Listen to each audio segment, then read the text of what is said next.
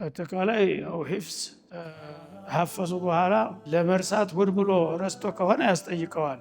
ከባድ ነው ማለት ነው። የአላህን አማና እንደገና ጥሏልና ማለት ነው። ግን እሱ እንደጠቀሰው ጥያቄው ላይ በእርጅና ምክንያት ወይም በህመም ምክንያት አእምሮ እየተዳከመ ከሄደ ወዶ አይደለም ይሄ። ስለዚህ አላህ ሱብሓነሁ ወተዓላ በህመምና በእርጅና ምክንያት የረሳውን ለምን ብሎ አይጠይቀውም ነው። በስንፍና ግን ሙራጃ ማድረግ እየቻለ ካጠፋ ያስጠይቀዋል። ስለዚህ ይሄ እንደሚኖርም ጠቅመዋል ነብዩ አለይሂ ሰላቱ ወሰላም።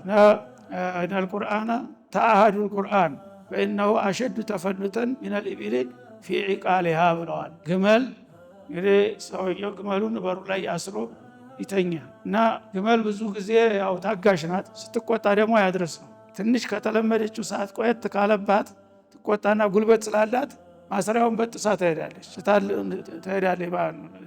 ምግቧን ፍለጋ። ስለዚህ ግመል ያው ጠባዋን ያውቃሉ። ትንሽ የተለመደው ሰዓት ከቆየች በጣጥሳ እንደምትሄድ ማለት ነው። ቶልቶሎ የተከታተለ እንትን ታላት ያው ተቆጣጥሯል ማለት ነው። ዝም ብሎ ተተኛ ግን እሱ እስከሚመጣ ድረስ ዝም ብላ አትጠብቀውምና ልክ ግመል እንደዛ በጥሳ እንደምትሄድ ቁርአንም ቸልታ አሉት ወዳውኑ ትቶ ይሄዳል።